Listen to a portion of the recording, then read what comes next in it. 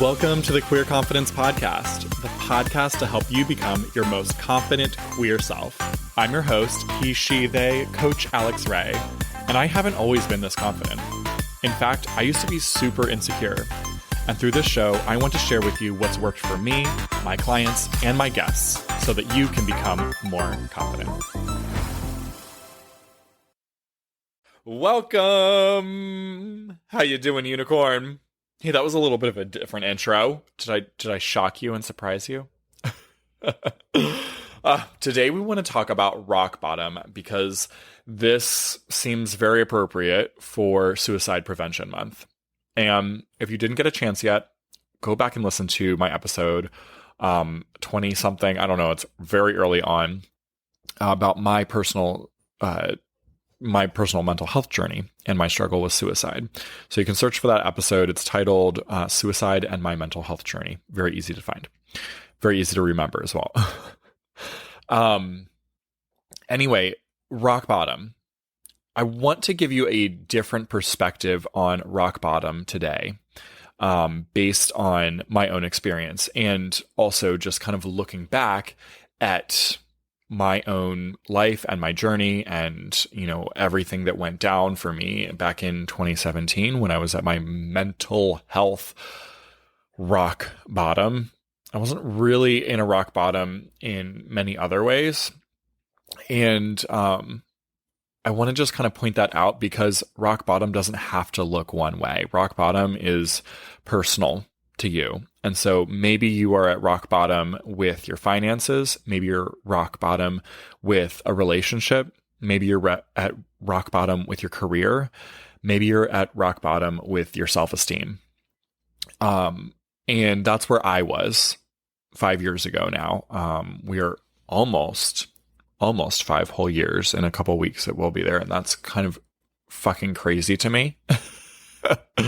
I kind of also thought my life would be a lot different by now, but also my life is way more different in ways I never predicted. So I don't know. It's just fun to kind of look back on our old selves, isn't it? Like, there's no way they would have known we were going to end up here, huh? So my rock bottom was the self-loathing that I went through, the absolute worthlessness that I thought of myself. It's a very shitty way to phrase it. I thought I was worthless.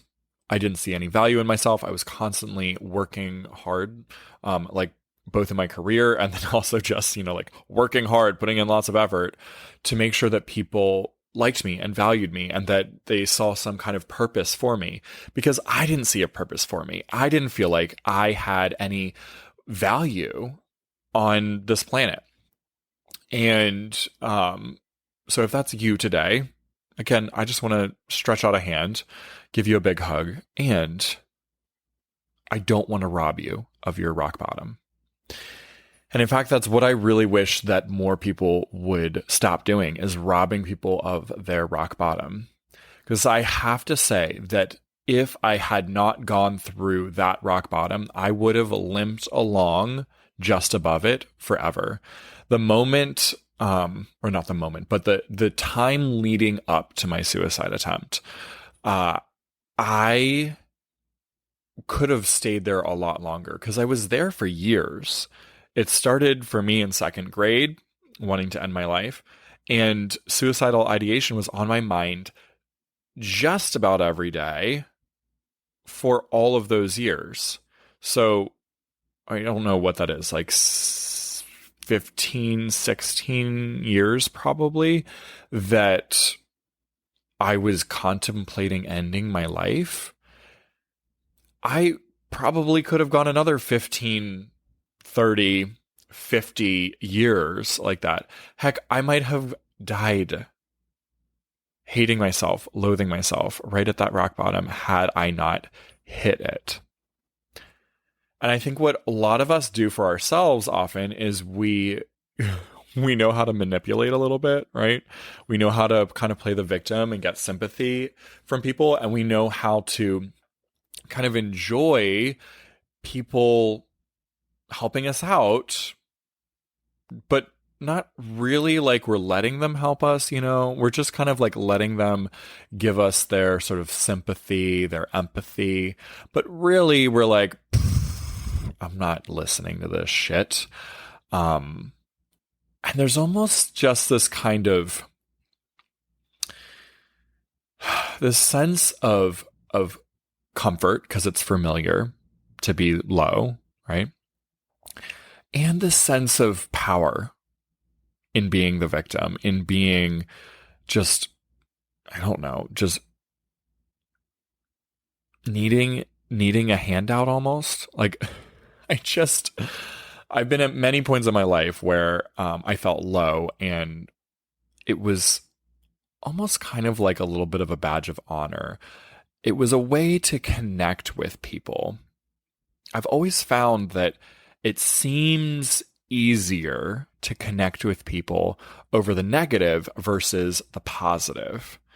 The negative kind of brings in a crowd. It gets people's attention. That's why the news loves to talk about what's going wrong all the time instead of what's going right, isn't it? Because our brains are wired to look for what's going wrong. And so I know that there's just this enjoyment, this secret pleasure that no matter how much we complain on the surface and how much we want to have a different life scenario consciously, there is a subconscious kinky part of us that is always getting off on the darkness, on the pain, on the torture, on the hopelessness. If for no other reason than at least it's familiar, and familiar seems safe. And I don't want other people to be robbing me of my rock bottom. Because I know that I'm a stubborn motherfucker. I don't learn without a good, deep, memorable experience. I need a good kick in the ass. And I'm so thankful that I've had the lows that I've had, particularly that suicide attempt. I'm glad I got there, because I'm telling you, had I not gotten to that point of such hatred and such desperation, I would not have been determined to do the work to get out of that, which involved me being brutally, uncomfortably honest with my therapist and questioning all of my worldview, everything. I went through periods of being so confused by how the world worked because I couldn't identify with anything anymore. None of it freaking made sense. And this is why I have the tattoos on my thighs that you may have seen on Instagram. One says desperation, the other one says breakthrough. It's not dessert and breakfast. That is my favorite misreading of these tattoos. One of my my old CrossFit coaches thought that he was like, "What do your tattoos say? Does that say dessert and breakfast?"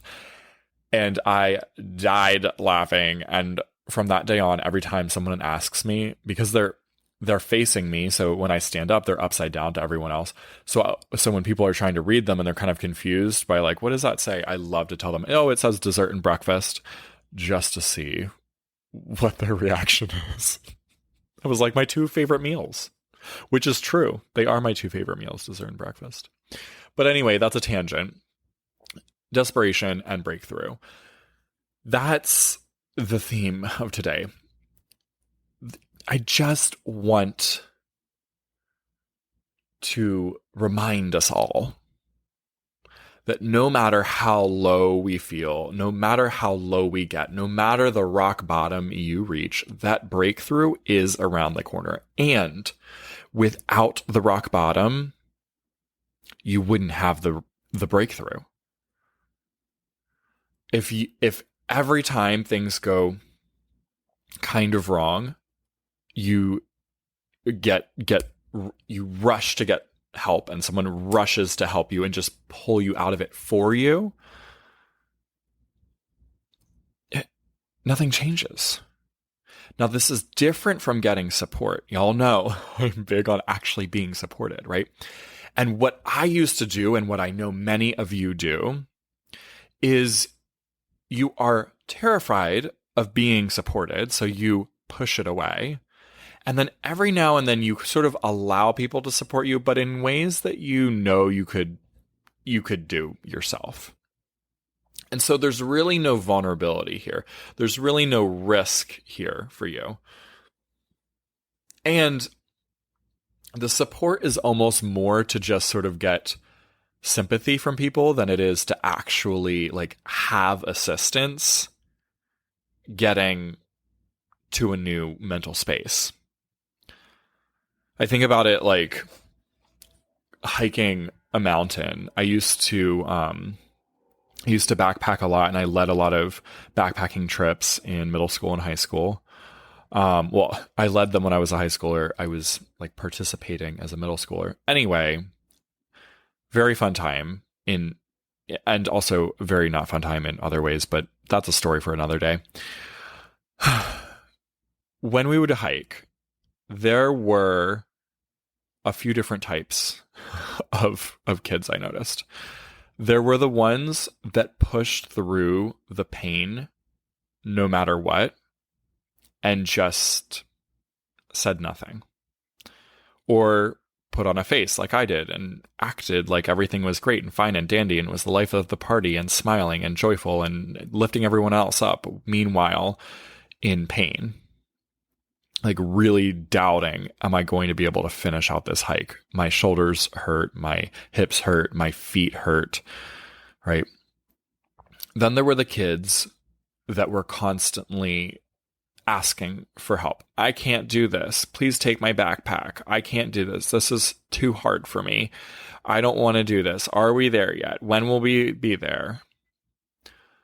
And then there was a third group, the most rare, I'd say. And those were the kids that would push through. They knew they could do it. And also, if they had like a blister or something, they didn't ignore it and pretend it didn't exist. No, they'd be like, hey, I have an issue. Can we take care of it? Could we stop? Could we take care of it now? Or, hey, like, Alex, could you help me bandage up this blister? Like, how do I deal with this? Right? Or they'd realize, oh my gosh, my pack is way too heavy. I might need some assistance for it. And they'd ask. That third group is in the gray, right? There's the two extremes on either side. The I'm fine, I'll do it myself, I don't need anyone. And the I need everyone to coddle me, whether it's physically or emotionally here, so I can get through the hike.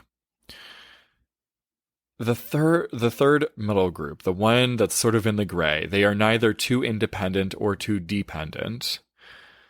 They are the ones that are honestly the most confident. And they're the ones that utilize support the absolute best. And so what I want to offer you today is that instead of treating your rock bottom like a way to garner sympathy and just sort of fake getting support, or using your rock bottom as something to just be silent about and pretend like it's not existent, or even cover up with like, oh, it's okay. A lot of people have it way worse than I do, right? A lot of people have blisters too. I'm fine. That you meet me here in the gray, where we honor the rock bottom, where we know it exists, where we see your pain, and where you can ask for support in a way you are still participating in the solution, where it's a partnership to growth, a partnership to getting you out of the rock bottom. It's no longer just you, the damsel in distress, and a hero who needs to come along and do it for you. This is self-empowered. This is you knowing that, hey, you can do it, and you can ask for help, and the help can be just that, help instead of rescuing. So my friend, rock bottom, let's not rob each other from it as well, right? I know a lot of you also have the tendency to be a rescuer and to rescue other people from theirs. Instead, I want you to think about how you can give them the same self-empowering message, that you will not just take away their rock bottom from them. You will not take away their pain from them. You will allow them to have it, and you will be an active participant with them also actively participating in the solution. Collaboration at its finest, my friend. That is what I'm suggesting. Have a fabulous week. And if you're ready to take this work even deeper, come join Confident Queer. Because, my friend, it's all about collaboration in there. That's what it's about.